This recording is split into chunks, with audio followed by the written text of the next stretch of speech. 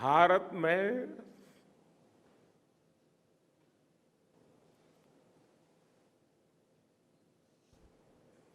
आते ही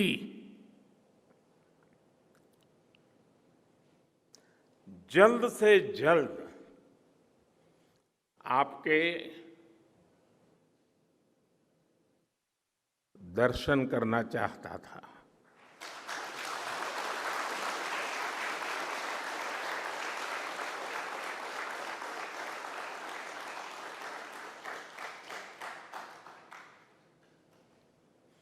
आप सबको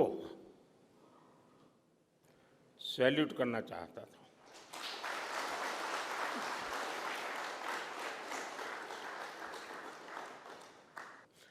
सैल्यूट आपके परिश्रम को, सैल्यूट आपके धैर्य को, सैल्यूट आपकी लगन को, सैल्यूट आपकी जीवटता को, सैल्यूट आपके जज्बे को। आप देश को जिस ऊंचाई पर लेकर गए हैं, ये कोई साधारण सफलता नहीं है। ये अनंत अंतरिक्ष में भारत के वैज्ञानिक सामर्थ्य का शंखनाद है।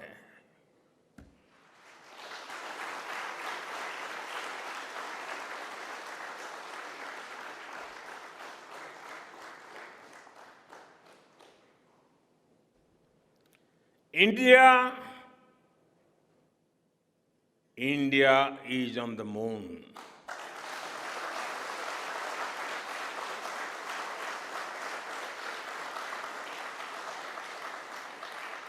हम वहां पहुंचे जहां कोई नहीं पहुंचा था। हमने वो किया जो पहले कभी किसी ने नहीं किया था। ये आज का भारत है, निर्भीक भारत, जुझारू भारत। जब टचडाउन कंफर्म हुआ तो जिस तरह यहां इसरो सेंटर में पूरे देश में लोग उछल पड़े, वो दृश्य कौन भूल सकता है। कुछ स्मृतियां अमर हो जाती है। वो पल अमर हो गया। वो पल इस सदी के सबसे प्रेरणादायी क्षणों में से एक है। हर भारतीय को लग रहा था कि विजय उसकी अपनी है। खुद महसूस करता था। हर भारतीय को लग रहा था कि जैसे वो खुद एक बड़े एग्जाम में पास हो गया है। आज मेरे परिवारजनों, आप जानते हैं कि स्पेस मिशंस के टच डाउन पॉइंट को एक नाम दिए जाने की वैज्ञानिक परंपरा है। चंद्रमा के जिस हिस्से पर हमारा चंद्रयान उतरा है, भारत ने उस स्थान के भी नामकरण का फैसला लिया है।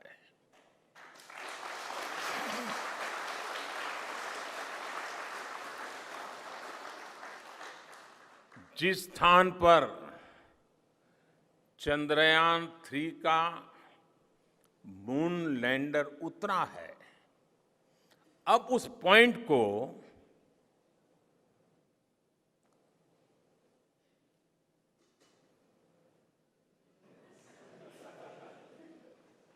अब उस पॉइंट को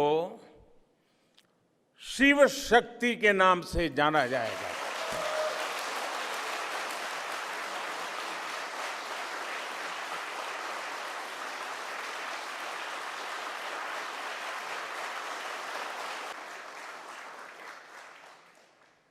शिव में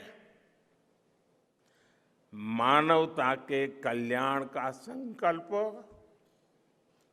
समाहित है और शक्ति से हमें उन संकल्पों को पूरा करने का सामर्थ्य मिलता है।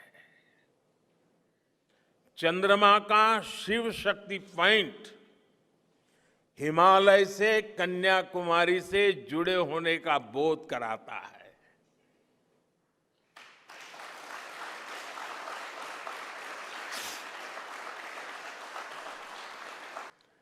चंद्रयान 3 में देश ने, हमारी महिला वैज्ञानिकों ने,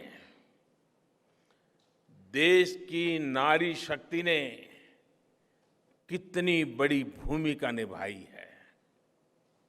चंद्रमा का शिव शक्ति पॉइंट सदियों तक भारत के इस वैज्ञानिक और दार्शनिक चिंतन का साक्षी बनेगा।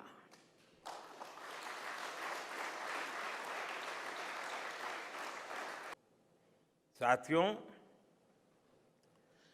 एक और नामकरण काफी समय से लंबित है। 4 साल पहले जब चंद्रयान 2 चंद्रमा के पास तक पहुंचा था, जहां उसके पदचिन्ह पड़े थे, तब ये प्रस्ताव था कि उस स्थान का नाम तय किया जाए। लेकिन उन परिस्थितियों में निर्णय लेने के स्थान पर हमने प्रण लिया कि जब चंद्रयान 3 सफलतापूर्वक चांद पर पहुंचेगा, तब हम दोनों पॉइंट का नाम एक साथ रखेंगे।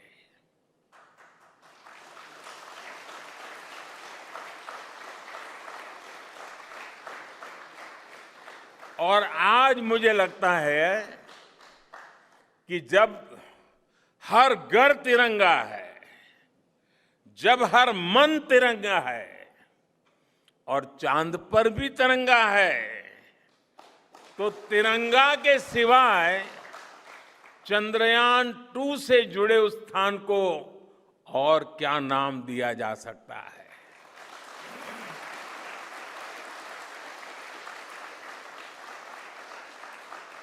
इसलिए चंद्रमा के जिस स्थान पर चंद्रयान 2 ने अपने पदचिन्ह छोड़े हैं, वो पॉइंट अब तिरंगा कहलाएगा।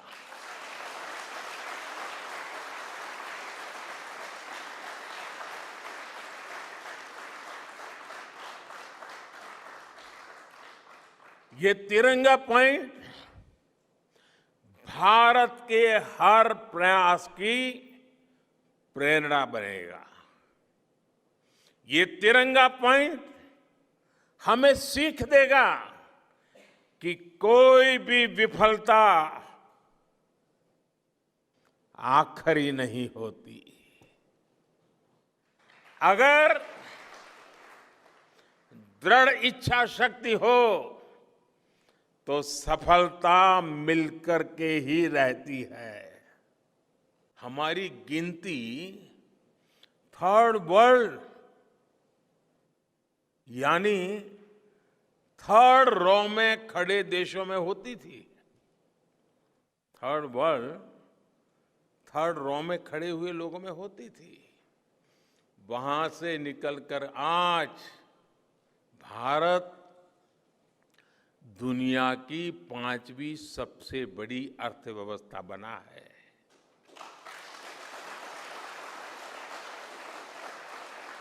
आज ट्रेड से लेकर टेक्नोलॉजी तक भारत की गिनती पहली पंक्ति यानी फर्स्ट रॉ में खड़े देशों में हो रही है। यानी थर्ड रॉ से फर्स्ट रॉ तक इस यात्रा में इसरो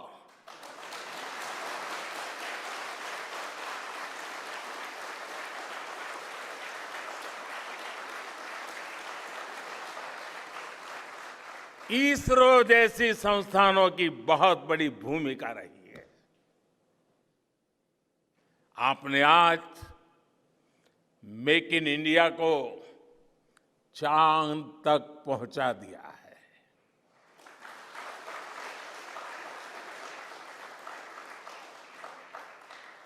मेरे परिवारजनों, मैं आज आपके बीच आकर विशेष तौर पर देशवासियों को आपकी मेहनत के बारे में बताना चाहता हूं। जो मैं बातें बता रहा हूं वो आपके लिए नई नहीं है, लेकिन आपने जो किया है, जो साधना की है, वो देशवासियों को भी पता होना चाहिए। भारत के दक्षिण हिस्से से चंद्रमा के दक्षिणी ध्रुव तक चंद्रयान की ये यात्रा आसान नहीं थी। मून लैंडर की सॉफ्ट लैंडिंग सुनिश्चित करने के लिए हमारे वैज्ञानिकों ने इसरो की रिसर्च फैसिलिटी में आर्टिफिशियल मून तक बना डाला। इस आर्टिफिशियल मून पर विक्रम लैंडर को अलग अलग तरीके से सरफेस पर उतारकर उसका टेस्ट किया गया था।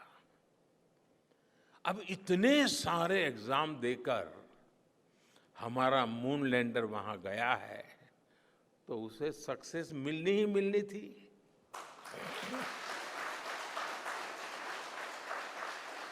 साथियों, आज जब मैं देखता हूं कि भारत की युवा पीढ़ी साइंस को लेकर, स्पेस को लेकर, इनोवेशन को लेकर इतनी एनर्जी से भरी हुई है, तो उसके पीछे हमारे ऐसे ही स्पेस मिशंस की सफलता है। मंगलयान की सफलता ने, चंद्रयान की सफलता ने, गगनयान की तैयारी ने देश की युवा पीढ़ी को एक नया मिजाज दे दिया है। आज भारत के छोटे छोटे बच्चों की जुबान पर चंद्रयान का नाम है। आज भारत का हर बच्चा आप वैज्ञानिकों में अपना भविष्य देख रहा है। इसलिए आपकी उपलब्धि सिर्फ ये नहीं है कि आपने चांद पर तिरंगा लहराया, लेकिन आपने एक और बड़ी उपलब्धि हासिल की है, और वो उपलब्धि है भारत की पूरी पीढ़ी को जागृत करने की, उसे नई ऊर्जा देने की।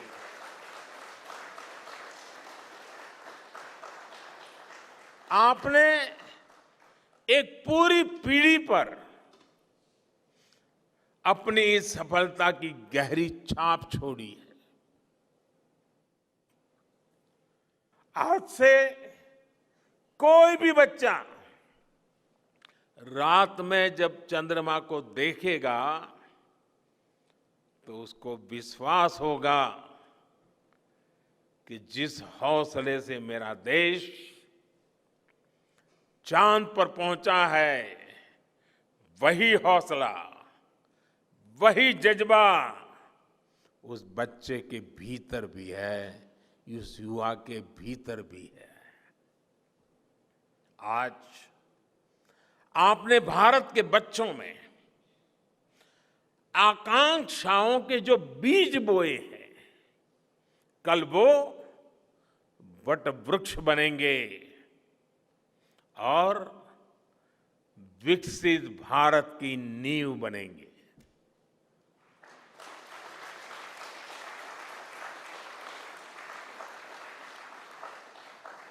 हमारी युवा पीढ़ी को निरंतर प्रेरणा मिलती रहे, इसके लिए एक और निर्णय लिया गया है। 23 अगस्त को जब भारत ने चंद्रमा पर तिरंगा फहराया, उस दिन को अब हिंदुस्तान नेशनल स्पेस डे के रूप में मनाया जाएगा।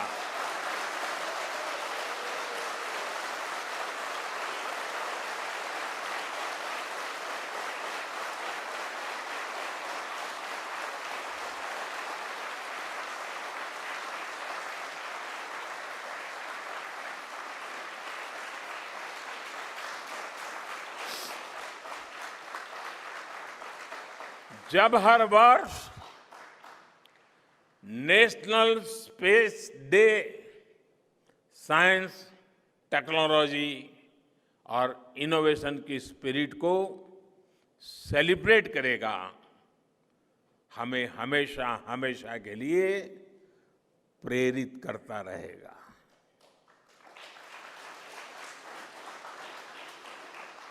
मेरे परिवारजनों, आप भी जानते हैं कि स्पेस सेक्टर का जो सामर्थ्य है, वो सैटेलाइट लॉन्च करने या अंतरिक्ष की खोज से कहीं ज्यादा बड़ा है। स्पेस सेक्टर की एक बहुत बड़ी ताकत है जो मैं देखता हूं, वो है ईज ऑफ लिविंग और ईज ऑफ गवर्नेंस।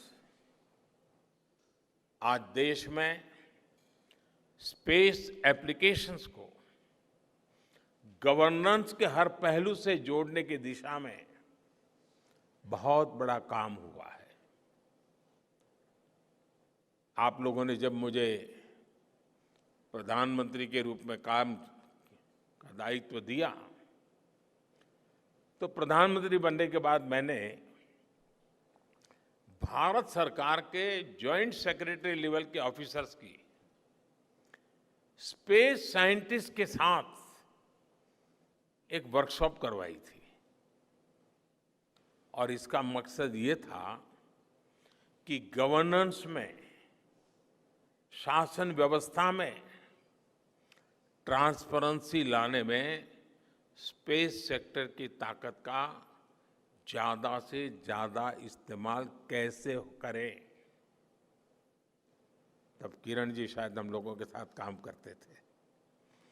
इसी का नतीजा था जब देश ने स्वच्छ भारत अभियान शुरू किया, शौचालयों का निर्माण शुरू किया, करोड़ों घरों को बनाने का अभियान चलाया।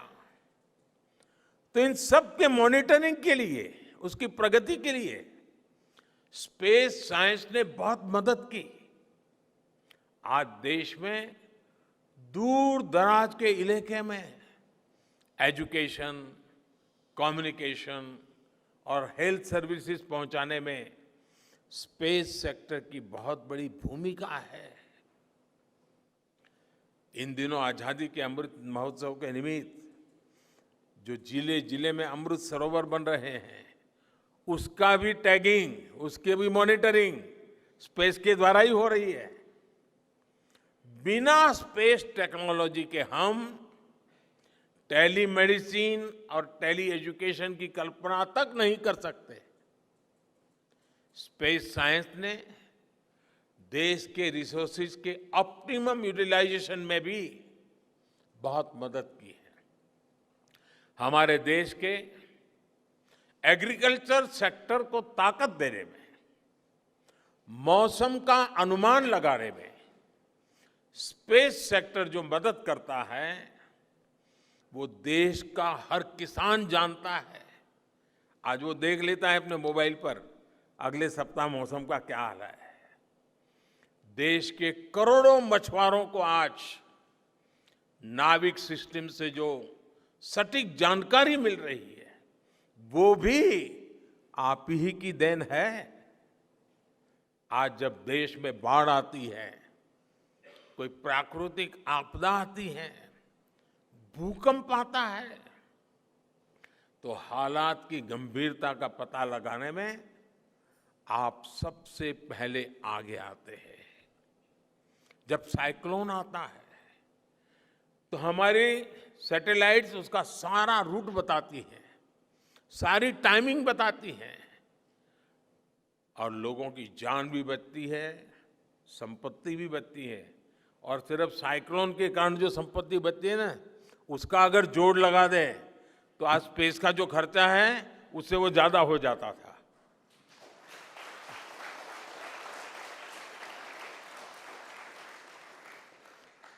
हमारे PM Gati Shakti national master plan का आधार भी स्पेस टेक्नोलॉजी ही है। और आज दुनिया भारत के इस गतिशक्ति प्लेटफॉर्म का अध्ययन कर रही है कि प्लानिंग और मैनेजमेंट में ये प्लेटफॉर्म कितना उपयोगी हो सकता है। इससे प्रोजेक्ट्स की प्लानिंग, एजुकेशन और मॉनिटरिंग में काफी मदद मिल रही है। समय के साथ बढ़ता हुआ स्पेस एप्लीकेशन का ये दायरा हमारे युवाओं के लिए अपॉर्चुनिटीज भी बढ़ा रहा है, अवसर बढ़ा रहा है। और इसलिए आज मैं एक सुझाव भी देना चाहता हूं और मैं चाहूंगा कि आपके यहां से जो रिटायर्ड लोग हैं वे इसमें काफी मदद कर सकते हैं।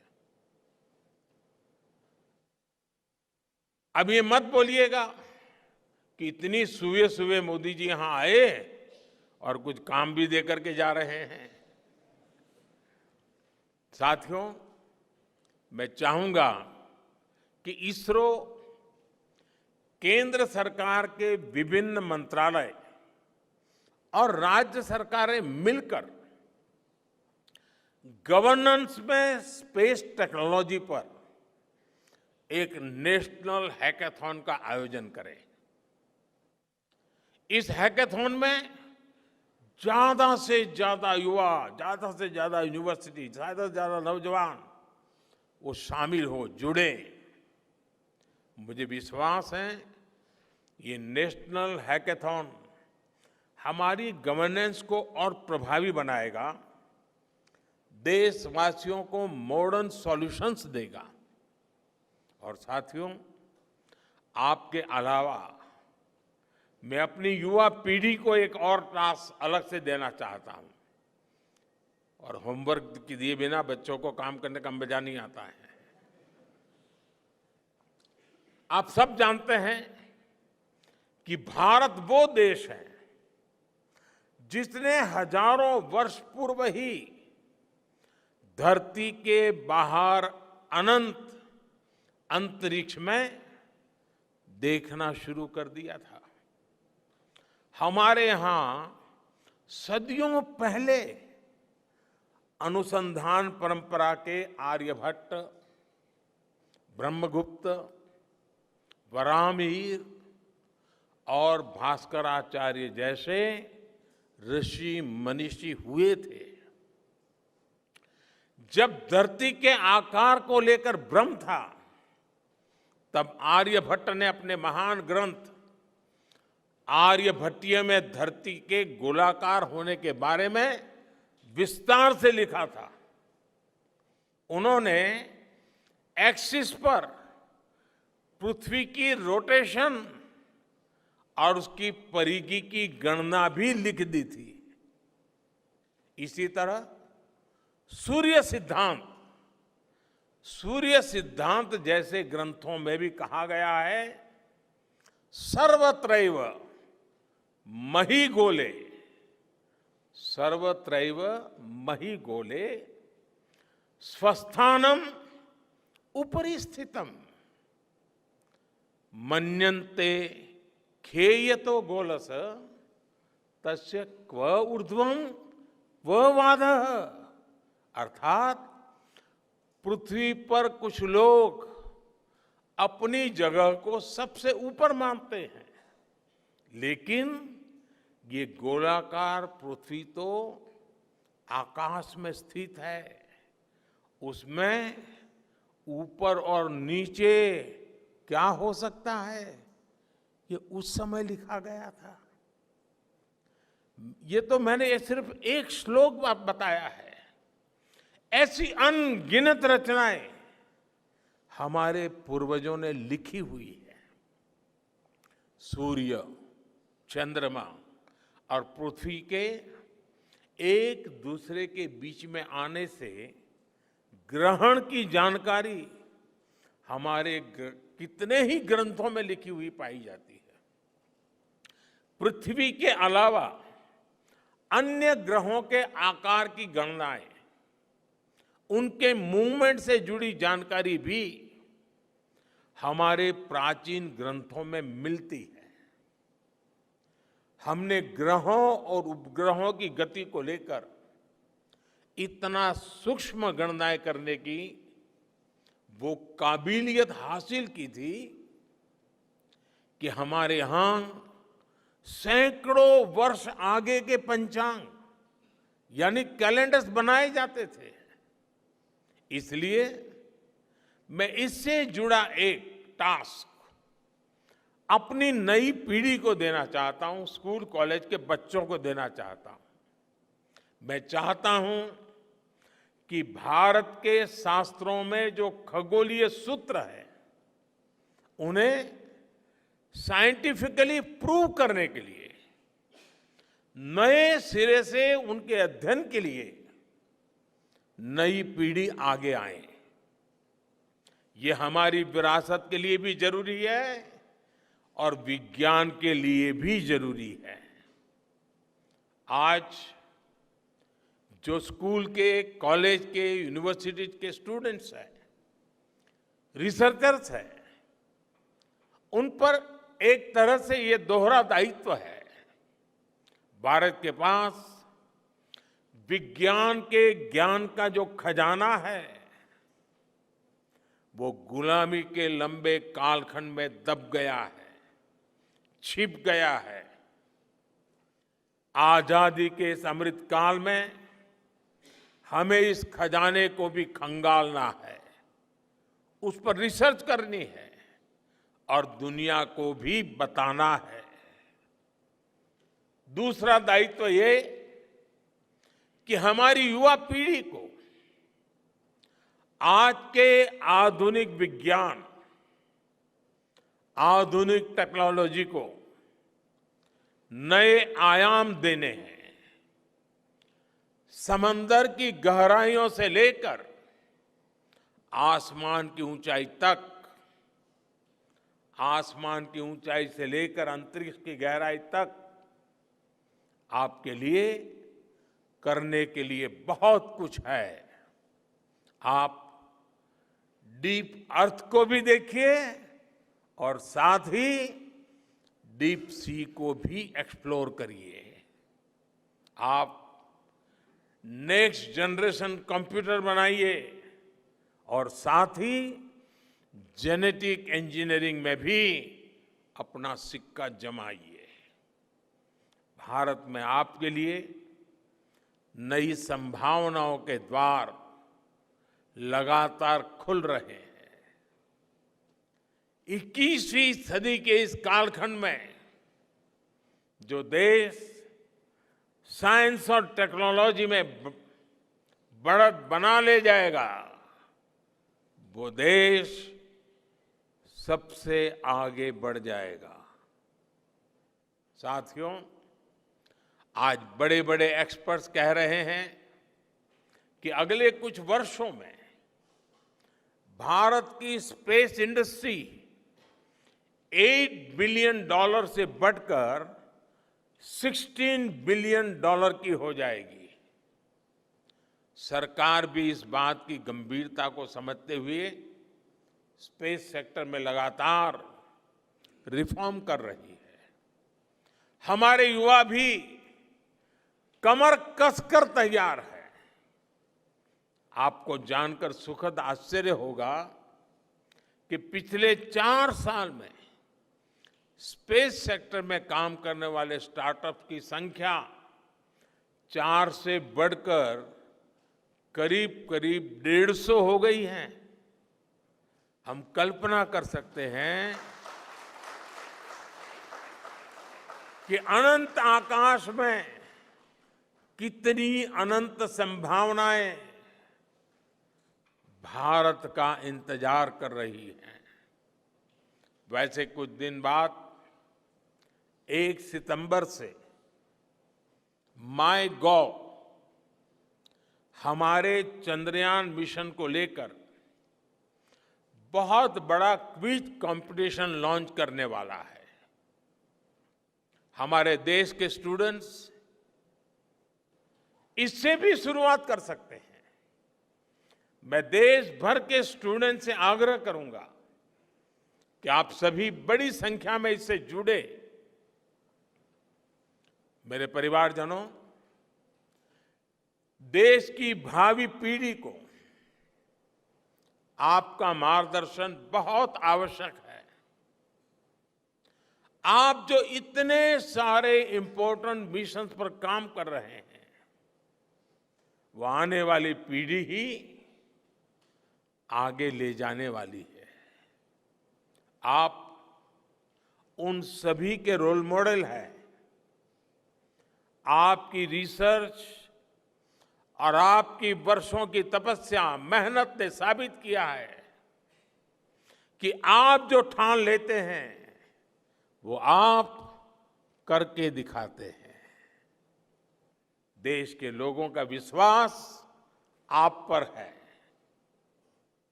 और विश्वास कमाना छोटी बात नहीं होती है दोस्तों। आपने अपनी तपस्या से विश्वास कमाया है।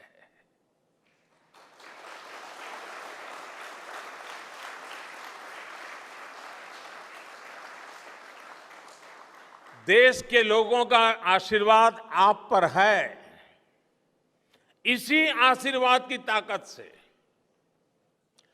देश के प्रति इसी समर्पण भाव से भारत साइंस एंड टेक्नोलॉजी में ग्लोबल लीडर बनेगा।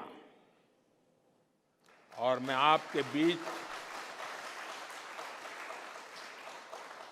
बड़े विश्वास के साथ बताता हूं, इनोवेशन की हमारी यही स्पिरिट ही 2047 में विकसित भारत के सपने को साकार करेगी।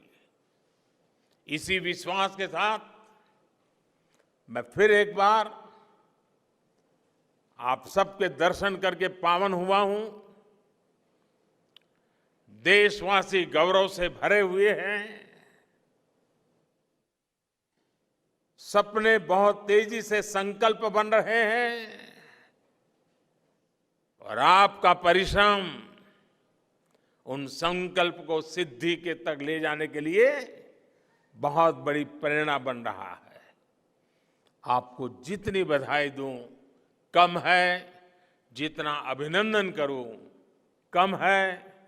मेरी तरफ से करोड़ों करोड़ों देशवासियों की तरफ से, दुनिया भर की साइंटिफिक कम्युनिटी की तरफ से अनेक अनेक धन्यवाद, बहुत बहुत शुभकामनाएं। भारत माता की, भारत माता की, भारत माता की। धन्यवाद।